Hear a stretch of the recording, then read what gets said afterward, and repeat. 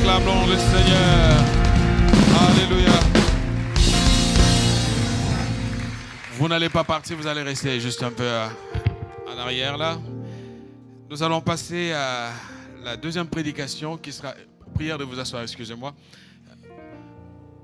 La deuxième prédication qui sera apportée par notre maman Viviane Dallo, qui est l'épouse de l'apôtre Dallo. Alors, hier, je vais rectifier mon erreur. Hier, j'ai présenté qu'un seul livre et pourtant il y en a deux. Donc, nous avons l'impact des rencontres dans la destinée, et écrit par l'apôtre Dallo, donc qui sera dédicacé personnellement à ceux qui vont l'acheter. Le prix vous sera communiqué. Donc, si vous voulez avoir un temps où vous avez la dédicace, la signature de l'apôtre, donc le temps est prévu pour que vous le fassiez. Mais ça ne sera pas le seul livre, parce qu'il y a un deuxième livre celui-ci est écrit par sa chère et tendre épouse, maman Viviane Dallo, qui a écrit Les souffrances inconnues de la femme du serviteur des dieux. Donc elle aussi va dédicacer aux côtés de son mari. Donc un temps qui nous est préparé à l'issue de cette rencontre. Et donc avant qu'elle ne s'approche, donc il y a une vidéo de présentation. Dès que cette vidéo sera passée, elle viendra tout naturellement pour nous apporter ce que le Seigneur a déposé sur son cœur. Voilà, donc je laisse la place à la technique de lancer la vidéo.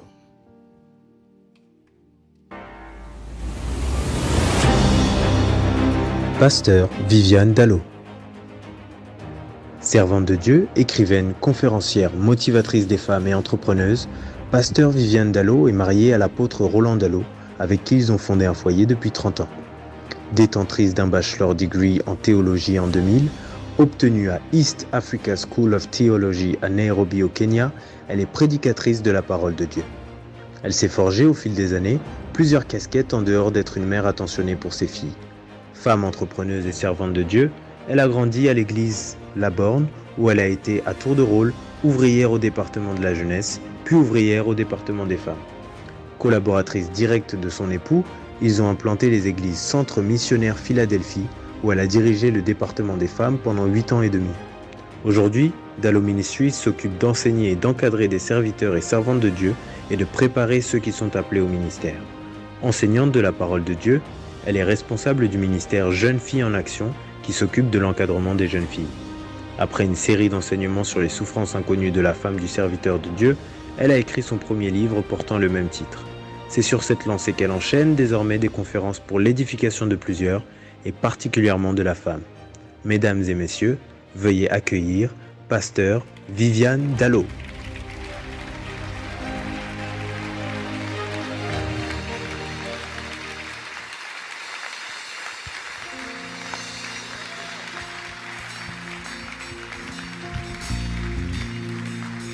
Alléluia.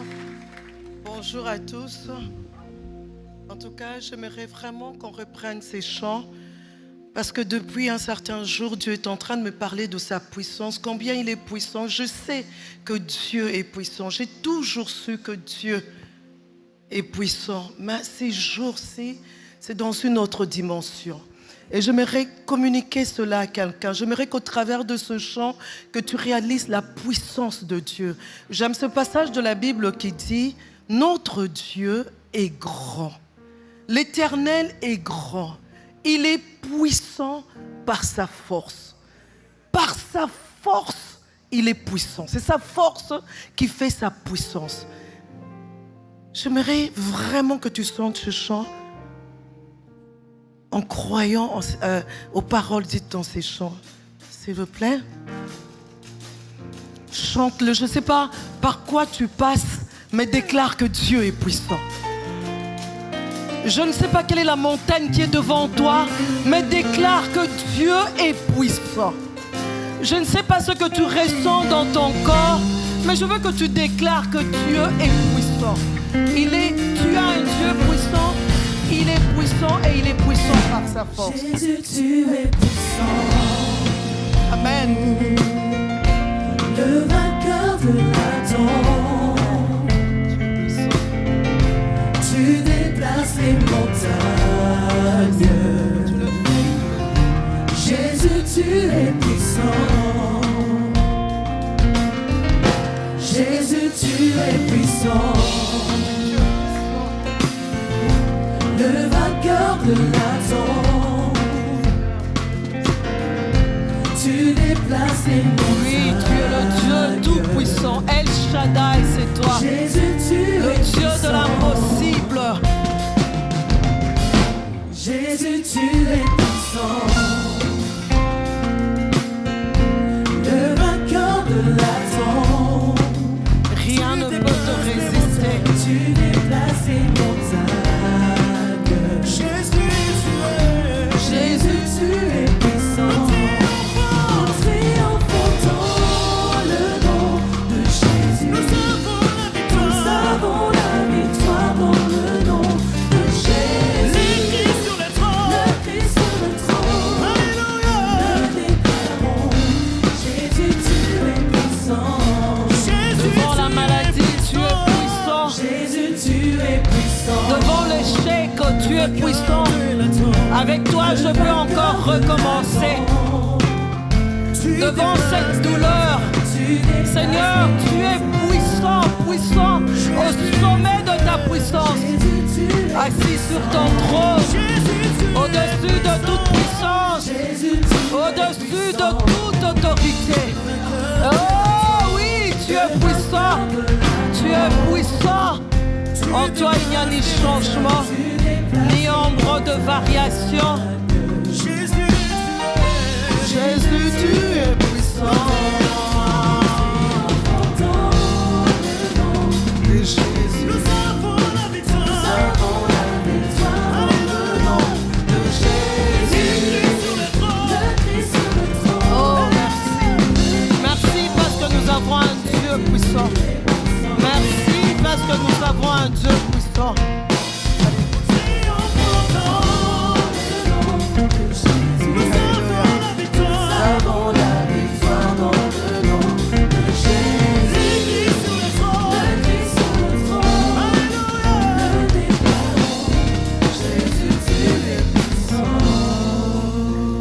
Alléluia.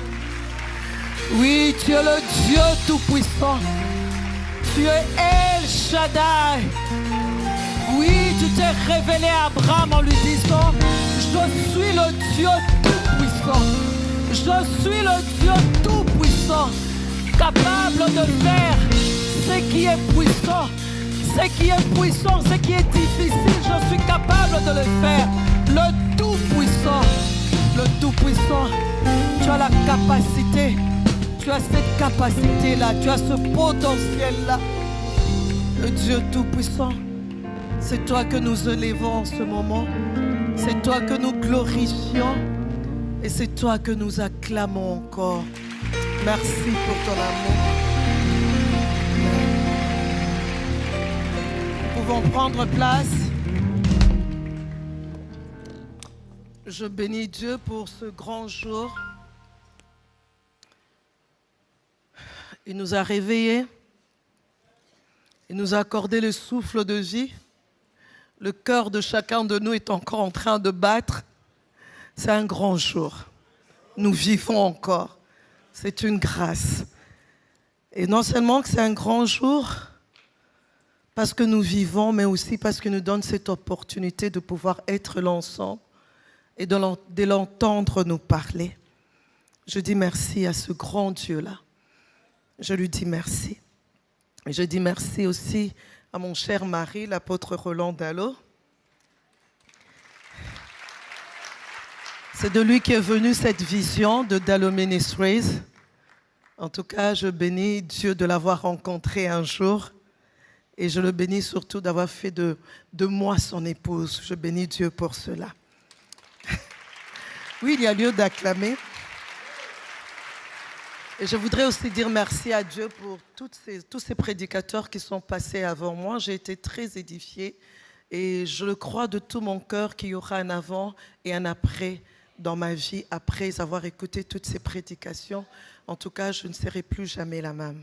Parce que moi, je n'existe pas par hasard, je ne viens pas à un endroit par hasard, je ne me mets pas quelque part par hasard. Dieu il est celui qui a ma destinée entre ses mains et il a la place d'autorité dans ma vie. Je suis sa fille, partout où je vais, c'est pour un but et je sais que c'est pour mon bien et c'est pour le meilleur dans ma vie. Donc je le crois qu'il y aura un avant et un après et je le crois aussi qu'il en sera ainsi pour vous. Et je vous dis aussi merci, merci d'être là. Mais j'allais oublier une chose, je voudrais dire merci au président de Dalo Ministry International et toute son équipe. En tout cas, ils ont fait du bon travail et vraiment, Dieu est bon. Alors, réussir dans le ministère avec son épouse et ses enfants, un thème très, très important et très intéressant. Nous allons lire Jean 15 au verset 16. Jean 15 au verset 16.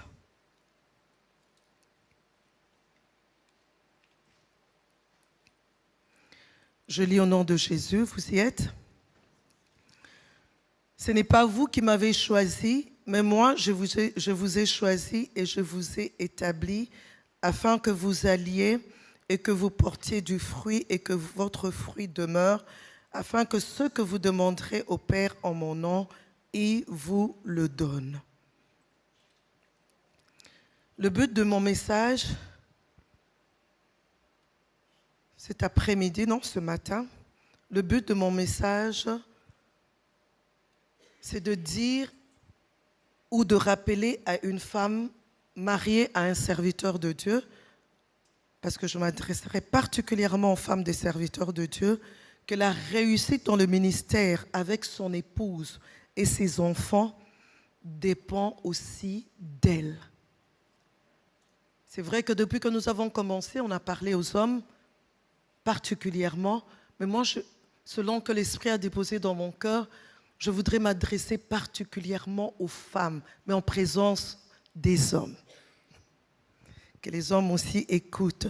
Donc, que la femme mariée puisse savoir, elle doit savoir que la réussite dans le ministère avec son épouse et ses enfants dépend aussi d'elle. Elle a sa part dans cette réussite-là. Pour qu'il y ait réussite, elle est obligée de faire quelque chose. Elle doit faire quelque chose. Elle est appelée à faire quelque chose. C'est dans la mesure où elle connaît sa part et fait sa part qu'on pourra être garanti d'une réussite dans ce ministère de son mari. Et le but aussi, ce matin, c'est de dire à un serviteur de Dieu qu'il est important pour lui de comprendre que sa femme est appelée à faire sa part. J'ai beaucoup aimé la prédication du pasteur Noéla Lomandé. Il a vraiment dit comment est-ce que les hommes doivent tout faire pour mettre leurs femmes à l'aise, leurs femmes à l'aise, leurs enfants à l'aise. Et il a montré comment est-ce en faisant cela, la femme pourrait être une femme épanouie. Alors, c'est vraiment aussi important que l'homme comprenne que sa femme doit comprendre qu'elle a sa part dans cette histoire. Elle ne doit pas rester le bras croisé. Et il doit le faire parce qu'il est appelé, il est celui qui doit la nourrir, il est celui qui doit prendre soin de sa femme.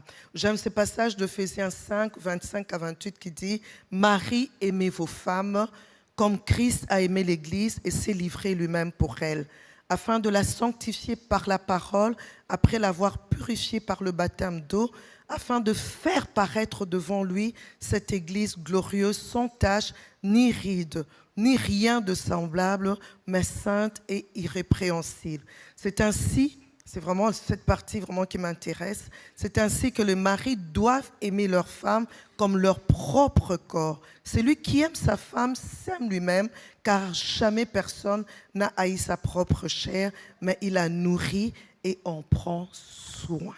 Il la nourrit et en prend soin. Comme qui? Comme Christ le fait pour l'Église.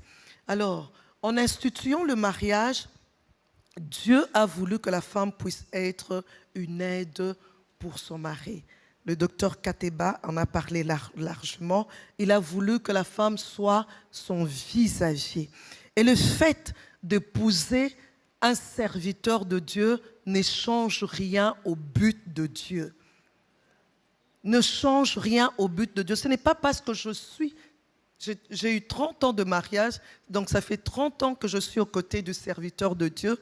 Ce n'est pas parce que je suis femme de serviteur de Dieu que le but de Dieu doit changer. Non, Dieu a créé la femme. Il a créé la femme parce qu'il y avait un problème. Il a trouvé qu'il n'était pas bon que l'homme soit seul. Et il a décidé de créer la femme, que la femme puisse exister pour qu'elle soit une aide, qu'elle soit un vis-à-vis pour son mari. Et être marié à un serviteur de Dieu n'est pas une chose facile.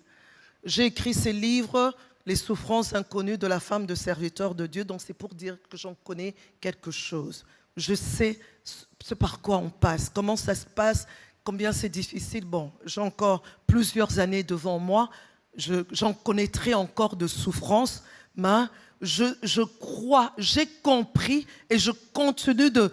J'ai compris et je crois et je continue de croire que les souffrances par lesquelles je passe, elles ne sont pas là pour m'écraser, mais elles sont là pour m'amener à ce à quoi Dieu m'attend. Pas pour m'écraser. Alors le fait d'épouser un serviteur de Dieu, comme je l'ai dit, ne change rien au but de Dieu. Le rôle de la femme reste le même, celle d'être une aide, celle d'être un vis-à-vis. Et être marié au serviteur de Dieu, comme je l'ai dit, n'est pas une chose facile. Il est le plus souvent parti, il est le plus souvent à l'église, absent de la maison, le plus souvent à la disposition de brebis. Le pasteur Noëlla, j'ai aimé l'exemple qu'il a eu à donner. Il a dit que les pasteurs, les serviteurs de Dieu aiment bien chérir leurs brebis. C'est vrai, parce qu'il aime chérir les brebis. Il est tout le temps parti, il s'occupe, il doit les prier, il doit avoir des entretiens avec les brebis, il doit visiter les brebis. Donc, il est le plus souvent absent de la maison. Il est plus souvent à la disposition des brebis. Et non seulement ça aussi, il vit de l'évangile. Quand je me suis mariée et que j'ai eu à lire ces versets, j'ai compris beaucoup de choses. Vivre de l'évangile, c'est facile de le dire, mais ce n'est pas facile de le vivre. Vivre de l'évangile. Donc ce n'est pas facile d'être la femme de serviteur de Dieu. Et ça arrive dans toute cette charge du serviteur de Dieu. Les femmes de serviteurs de Dieu ont tendance à ne pas comprendre exactement quel est le rôle qu'elle est appelée à jouer. Qu'est-ce que je suis exactement appelée à faire? Elles sont perdues parce que lorsque nous lisons la parole de Dieu de Genèse à Apocalypse, à aucun endroit il est écrit « Voici ce que la femme du serviteur de Dieu est appelée à faire ». Ce n'est pas écrit dans la Bible. Alors elle se pose beaucoup de questions. La Bible n'en parle pas. Et non seulement qu'elle ne comprend pas, mais aussi ça lui arrive d'être confuse. Elle ne sait pas jusqu'où va ses limites, sa limite. Elle se demande, qu'est-ce que je peux faire et jusqu'où je peux le faire. Plusieurs se posent cette question. Ma limite, c'est où? Elle veut essayer de s'occuper de l'église, mais elle est partout, la femme du serviteur de Dieu. Qu'est-ce qu'elle fait là? Elle veut veiller sur son mari. On lui fait comprendre que non. Nous, on est là, on s'occupe du serviteur de Dieu. Elle voudrait parler à son mari, lui faire remarquer telle ou telle autre chose sur le fonctionnement de l'église. Son mari lui fait comprendre qu'il y a tout un comité. Il y a tout un comité. N'empiète pas sur les responsabilités de gens. Elle ne sait pas très bien. Alors, elle est confuse, elle est perdue un peu dans tout ça. Elle se perd et finalement, si elle n'arrive pas à bien gérer, si elle-même n'a pas bien compris les choses, elle finit par se perdre et passer à côté du plan de Dieu pour sa propre vie.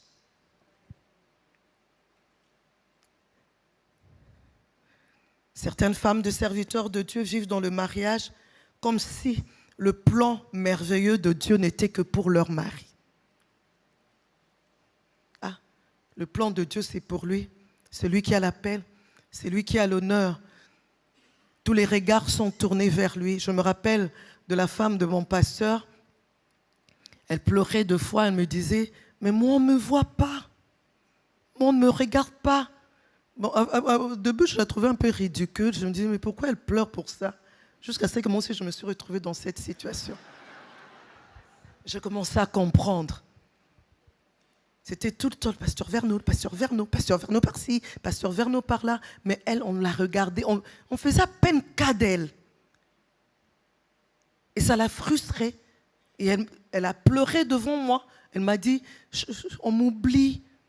Mais moi, on ne m'appelle jamais. Moi, on ne me connaît pas. Qu'est-ce qui se passe?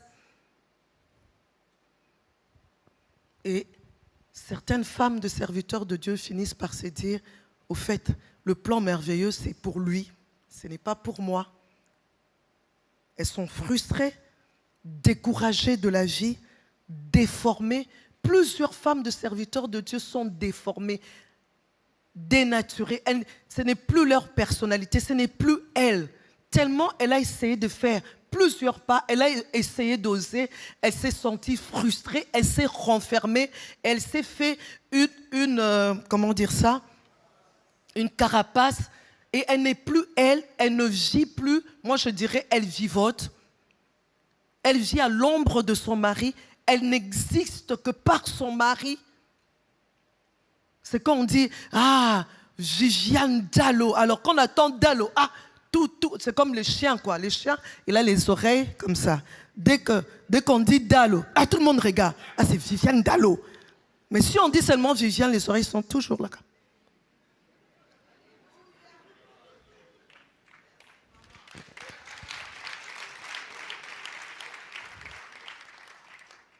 Elles sont pleines d'amertume et elles infectent. Parce qu'elles sont frustrées, découragées, pleines d'amertume, elles infectent autour d'elles. Le docteur Kateba, je bénis Dieu parce que j'étais supposée enseigner avant lui et lui allait venir après moi. Mais Dieu sait faire les choses. Hier, mon mari, quand il disait, Viviane, laisse Dieu faire. Il sait pourquoi. Et j'ai béni Dieu. Parce qu'il est passé avant, il a parlé de l'identité de la femme, il a montré l'importance de la femme, comment la femme avait la capacité de faire sortir dans l'homme ce que l'homme lui-même n'a pas. Alors, quand on se retrouve avec tel genre de femme, vous imaginez le ministère de l'homme? Une femme découragée, une femme frustrée, une femme qui ne sait pas s'exprimer, une femme qui porte une carapace, elle n'est pas elle, dénaturée. Alors, posons-nous la question, est-ce que le ministère de l'homme est à son maximum? Puisqu'il n'y a aucun apport. Elle-même, elle se détruit et en même temps, le ministère de l'homme n'est pas à son... J'attends les mots. À son maximum. Ah, très bien, parce que ce sont les hommes qui ont répondu. C'est pourquoi je voudrais faire prendre conscience à une femme de serviteur de Dieu combien il est important pour elle de comprendre qu'elle n'existe pas par l'homme, elle existe par la volonté de Dieu. Elle n'existe pas par l'homme, elle existe par la volonté de Dieu. Avec ce que nous venons d'entendre au travers de son serviteur, le docteur Kateba, il y a lieu de se réveiller. Il y a lieu d'être déterminé. Il y a lieu de persévérer. Il y a lieu de se battre, de rester soi-même.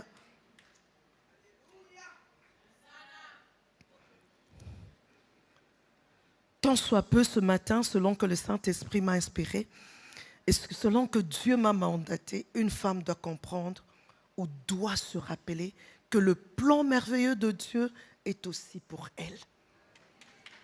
Le plan merveilleux de Dieu est aussi pour elle et qu'elle est appelée à servir Dieu avec son mari et à côté de son mari. Avec son mari et à côté de son mari. Parce que c'est une grâce de la part du Seigneur et ne te prive pas de cela.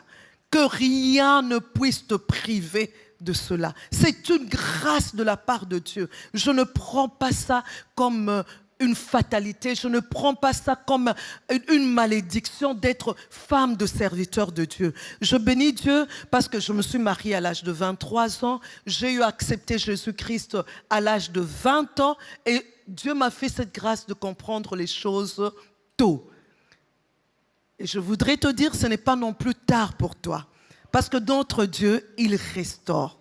Il sait restaurer les années que nous ont volées tous ces insectes, tous ces animaux destructeurs, tout ce que le diable a pu nous voler, notre personnalité, notre détermination, notre joie, notre épanouissement, tout ce qu'il a pu nous voler, Dieu est capable de nous les restaurer.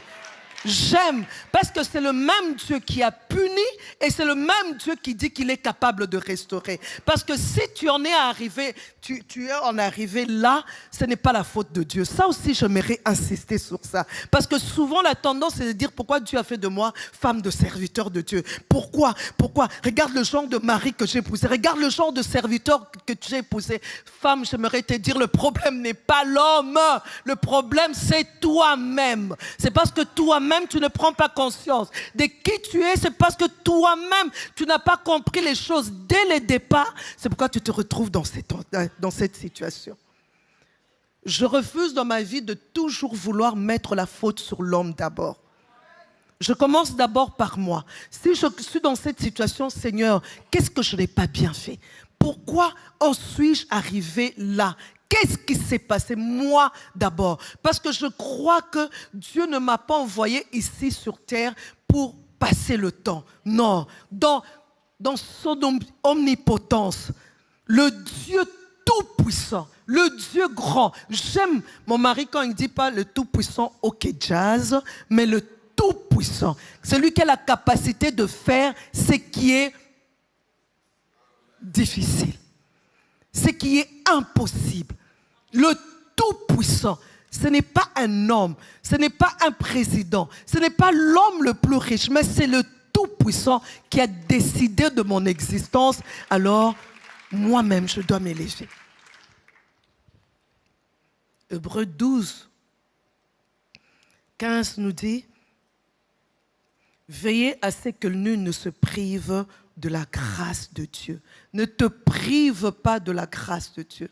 Ne te prive pas, femme, ne te prive pas de la grâce de Dieu. C'est une grâce que tu sois vivante. C'est une grâce que Dieu t'ait choisi. Le passage que nous avons lu, il est écrit « Il est celui qui nous a choisis ».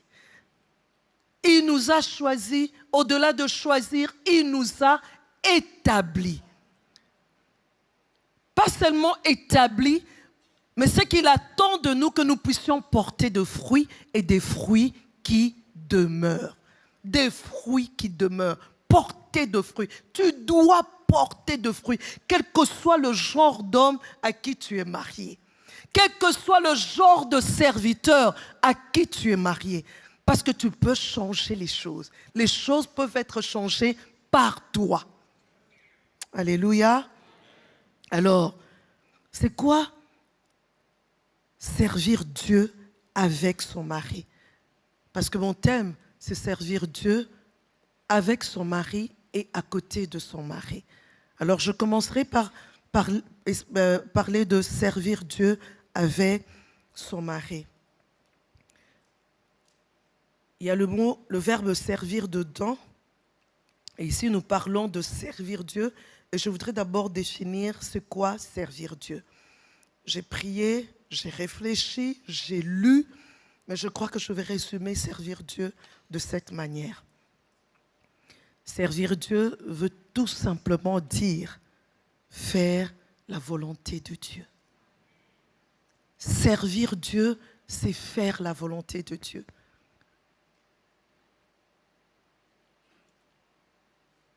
Évangéliser,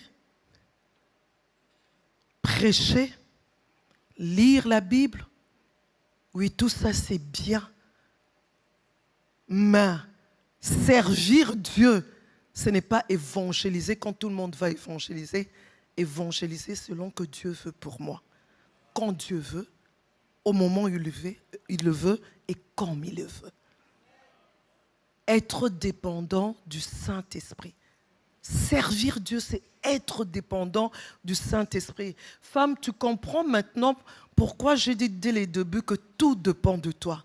Ça ne dépend pas de l'homme que tu as épousé. Tout dépend de toi, dépend de la manière dont toi tu as compris les choses. Parce que quand j'ai compris que servir Dieu, c'est faire la volonté de Dieu, alors commençons par la base. Si je suis mariée, comment est-ce que je me suis mariée? Comment je me retrouve dans ce mariage?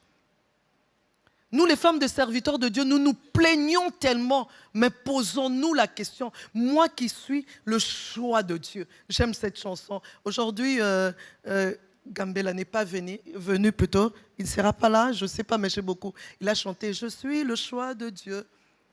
Avoir cette assurance, je suis le choix de Dieu.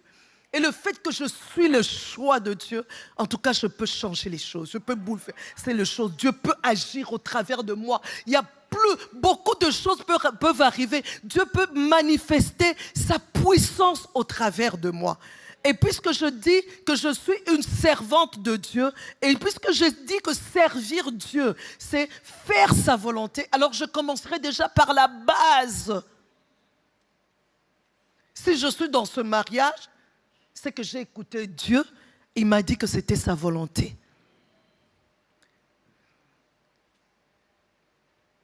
Puisque je dépends du Saint-Esprit, si je suis dans ce mariage, c'est que le même Saint-Esprit me rendra capable.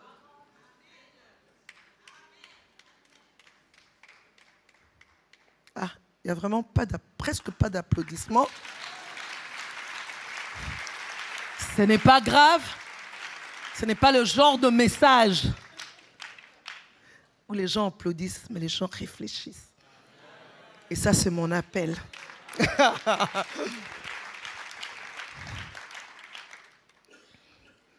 Le seul endroit où il est vraiment possible de servir Dieu, c'est au cœur de sa parfaite volonté.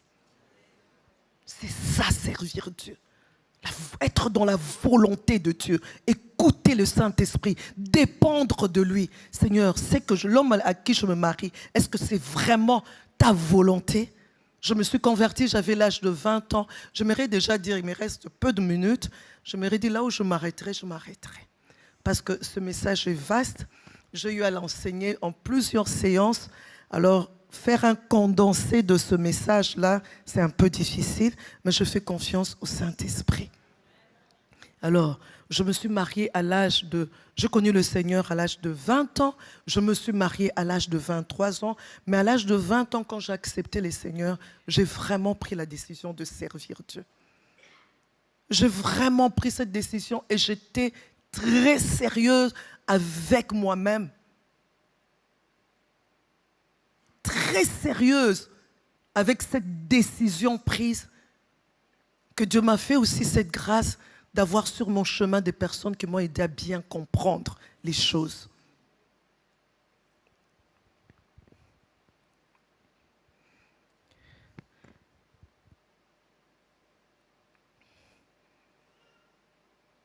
Alors, servir Dieu avec son mari veut aussi dire, veut tout simplement dire, c'est être cet enfant de Dieu qui cherche à tout prix à faire la volonté de Dieu dans ce mariage. Je suis dans ce mariage, ça fait 30 ans. Alors je sers Dieu avec mon mari. Je ne suis pas seulement celle qui est là. Au début, quand le docteur Kateba dit la femme est celle qui vient assurer, si je ne me trompe pas, j'ai refusé ça.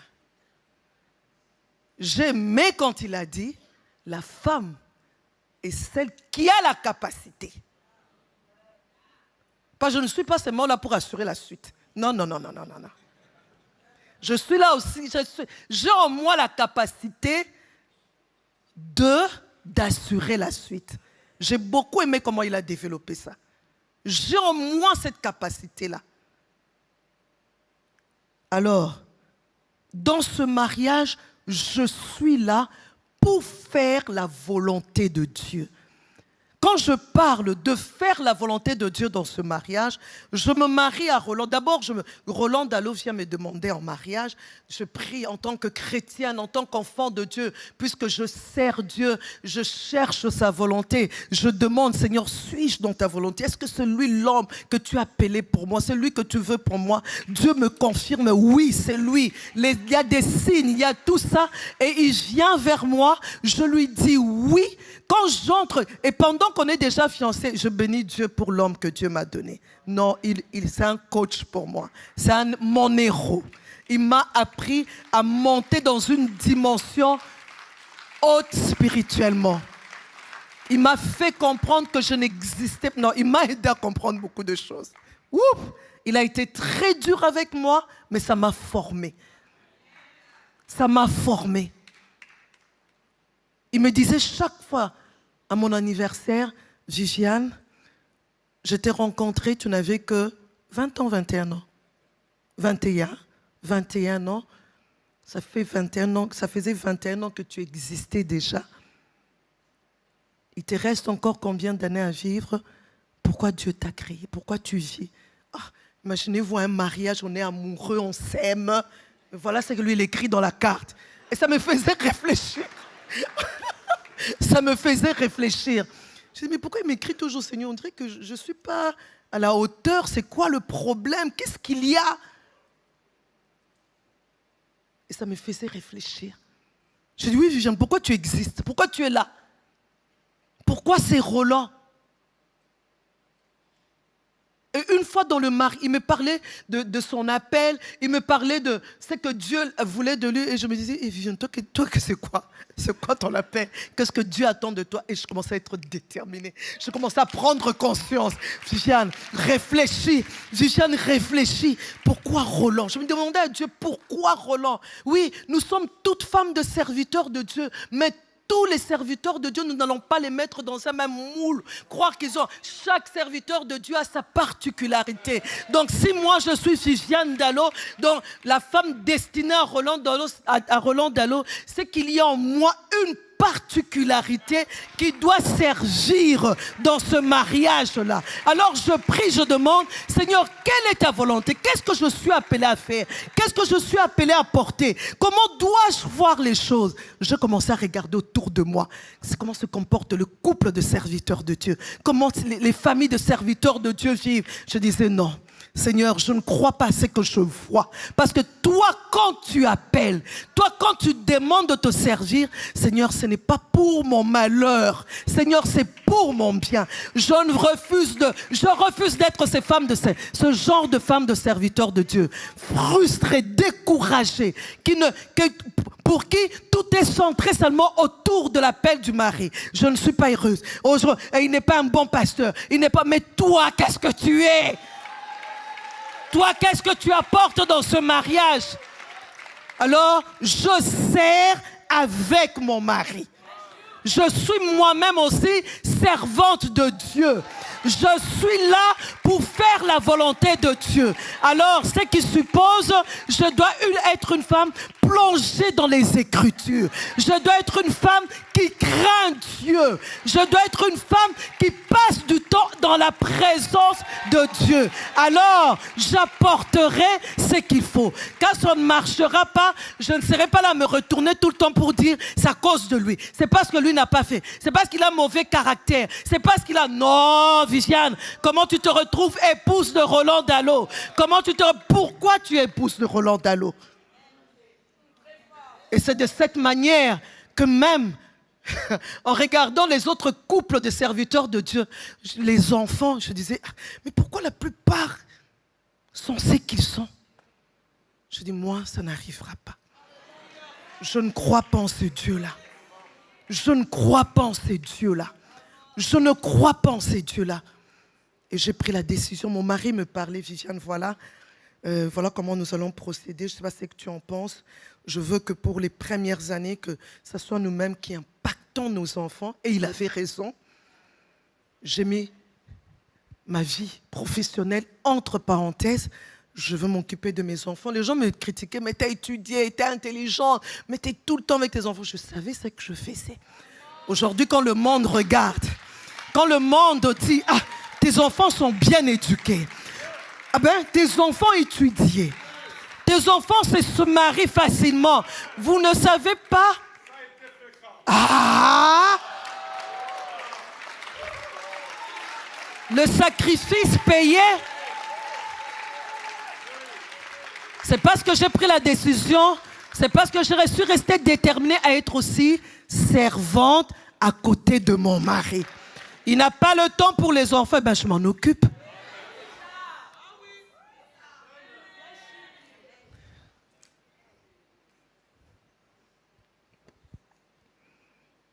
Je veux vite aller.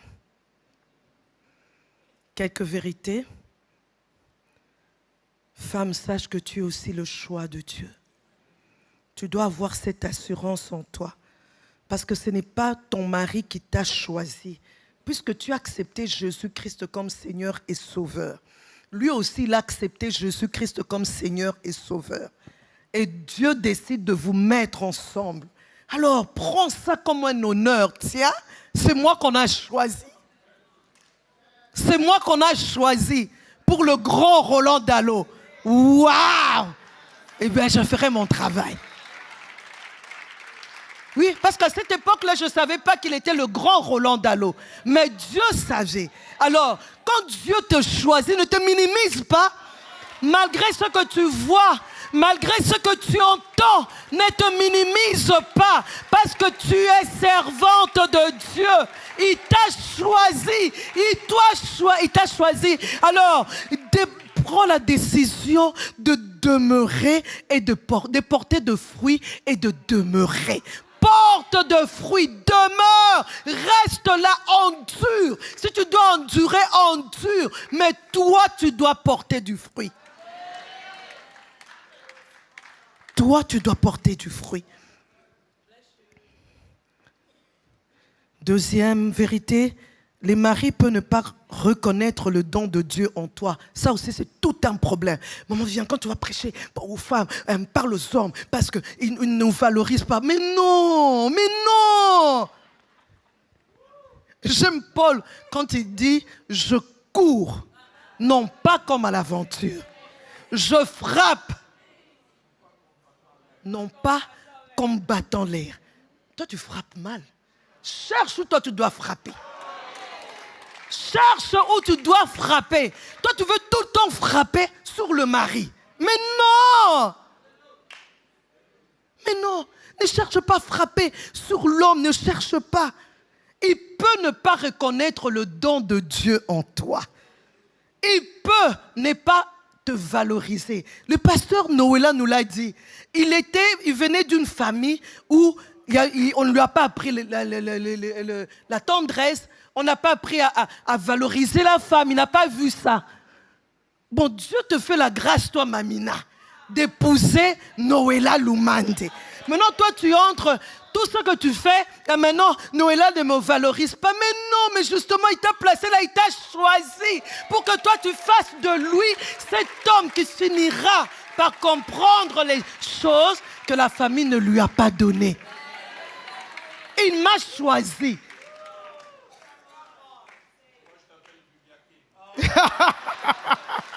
Oui. Toi, au lieu de frapper sur toi-même, de dire en tout cas, Seigneur, forge mon caractère. Seigneur, donne-moi de tenir ferme. Seigneur, donne-moi d'aller de l'avant. Il ne sera pas un rabat-joie pour moi. Parce que moi, je suis connu de l'Éternel. Seigneur, tu m'as choisi. Parce que tu m'as choisi, tu m'as équipé. Tout ce dont j'ai besoin est en moi. J'ai des talents, j'ai des qualités, j'ai des dons. Seigneur, donne-moi de les découvrir et de les exploiter. Mon mari ne faisait pas de compliments. Mon mari, il ne savait pas non plus c'est quoi les anniversaires. Mais je me suis dit, Viviane, Parce que moi, on me valorisait chez moi. Serge, comme il a dit, il me connaît depuis que je suis... Il me connaît... Ah, qu'est-ce qu'il a dit? Qu'il est né, voilà. C'est mon cousin Germain. Donc, on est de la même famille. Donc, il connaît un peu comment ça se passait chez nous. Chez nous, on valorisait. Anniversaire, waouh! Tu as l'honneur, tout le monde te souhaite bon anniversaire. Tu fais des cadeaux. Donc, vraiment, ça se passait comme ça chez moi. Alors, tu te maries, Dieu me choisit. Il sait que j'ai ces backgrounds-là. Il me choisit, il fait de moi épouse de Roland Dallot, quelqu'un qui n'a pas connu ça. Et moi, au lieu de frapper, là, il faut frapper. Non, moi, tout ça, c'est moi. Roland, tu me fais jamais de compliments. J'ai dit, ok, Seigneur, si tu m'as placé ici et que je ne reçois pas de compliments, Seigneur, aide-moi. Alors, comment je vais contourner cela? Puisque je suis choisie. Je suis intelligente. Il n'y a pas de personne bête. Dieu n'a pas créé une personne bête. Ça n'existe pas. Tout est en toi. Tout est dedans. Seigneur, comment est-ce que je veux contourner ça? Au lieu de le saouler avec, tu ne peux pas souhaiter bon anniversaire. Aujourd'hui, c'était mon anniversaire. Non. Je dis, c'est mon anniversaire. Je vais me faire belle. Je vais acheter les cadeaux. Oh, Viviane, on dit, oui, c'est mon anniversaire aujourd'hui, Roland. Ah, bon anniversaire, Viviane. Il apprend. Je verse. Je verse. Je verse. Quand c'est son anniversaire aussi, je m'en occupe. Je me rappelle une fois, on a fait un bilan. Je dis, Roland, qu'est-ce que tu dis? Comment je gère l'argent? Il avait la tête baissée. Je dis, Seigneur, je ne gère pas bien l'argent ou quoi? Il avait la tête baissée. Puis qu'elle a soulevé la tête, elle dit, viens, tu veux savoir comment tu gères l'argent? Je trouve que tu dépenses. Je dis, je dépense. Tu trouves que je suis une dépensière? Mais je ne vois pas Noël, il faut qu'il y ait... Je dis, Roland, ça te dérange? Parce que lui, il ne savait pas tout ça. Qu'il fallait acheter des cadeaux, c'est faire des cadeaux. Il fallait un sapin, il fallait quelque chose de spécial. Et pour lui, c'était des dépenses. Je dis, bon, ok. Si ce sont des dépenses, alors je rentre, je vais un peu réfléchir, demander à Dieu comment je peux m'y prendre. Pour qu'il comprenne qu'en fait, ce ne sont pas des dépenses. Ça nous permet de nous rapprocher. Ça nous permet de passer du temps ensemble. Je commençais à prier pour ça. Femme, tu vois, je sers avec mon mari.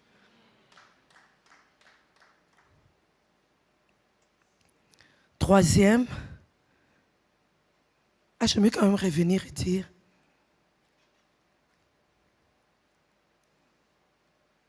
il ne reconnaît pas tes dons, il ne te valorise pas, mais toi sache qui tu es et sois sûr de ton Dieu.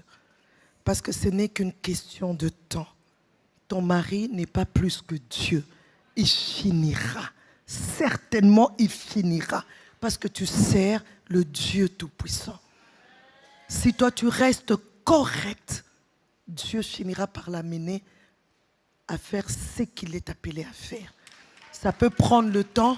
Et pose-toi aussi la question, pourquoi ce genre d'homme, ce genre de caractère pour moi?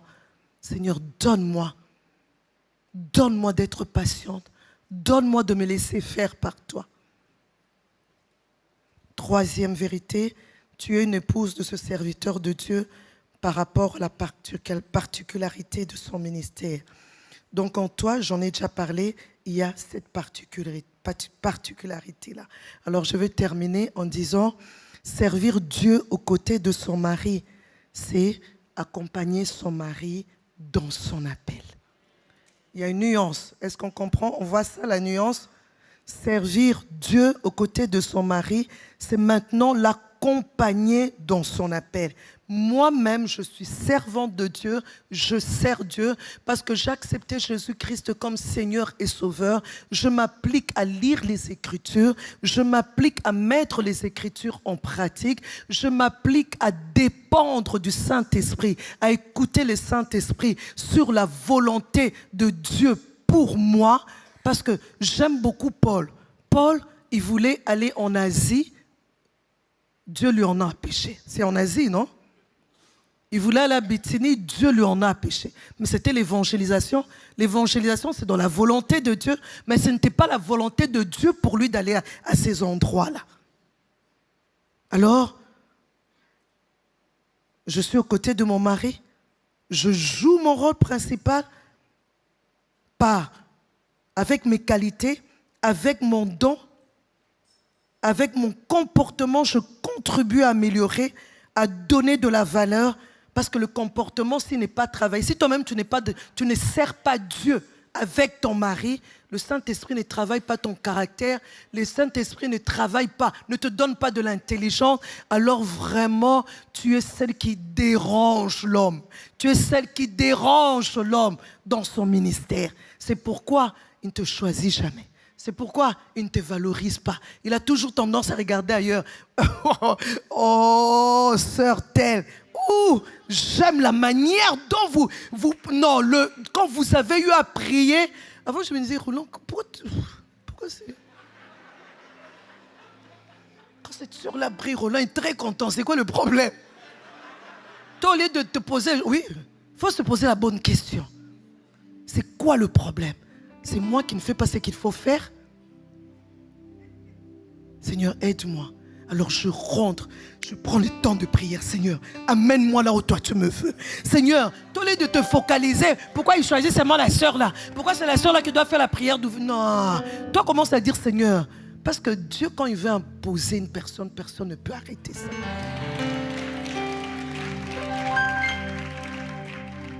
Dieu, quand il veut imposer une personne, les gens se posent toujours, les gens me regardent et disent, oh Viviane, toi tu as la grâce, tu as poussé Roland Dallot, regarde comment il t'aime, comment il est.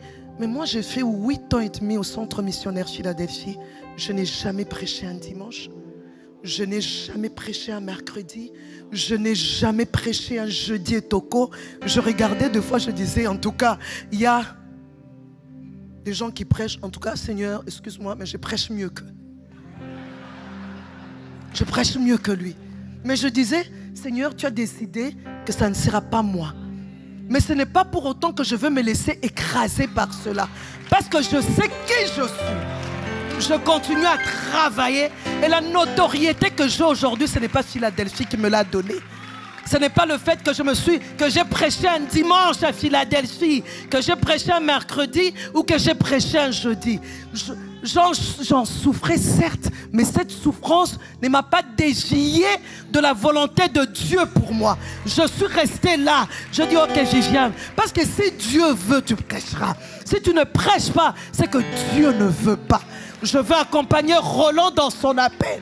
Je veux me comporter bien. J'étais là, les gens me disaient, moi Viviane, toi tu prêches pas. Toi tu n'es... Je dis mais non, mais tu es une bonne épouse pour Roland. Mais oui, j'avais compris l'appel de Dieu pour mon mari. Est-ce que tu connais, tu t'imprègnes de la vision de Dieu par rapport à l'appel de ton mari? Non, tout ce que nous les femmes des serviteurs de Dieu, on veut seulement nous aussi qu'on nous donne le micro. On veut que nous aussi qu'on nous choisisse. Mais est-ce que tu t'es imprégné de la vision de l'appel de ton mari? Est-ce que tu pries pour ça? Est-ce que tu jeûnes pour ça? Tu as seulement le souci de paraître. Mais comportement zéro. Sanctification zéro. Que Dieu bénisse sa parole.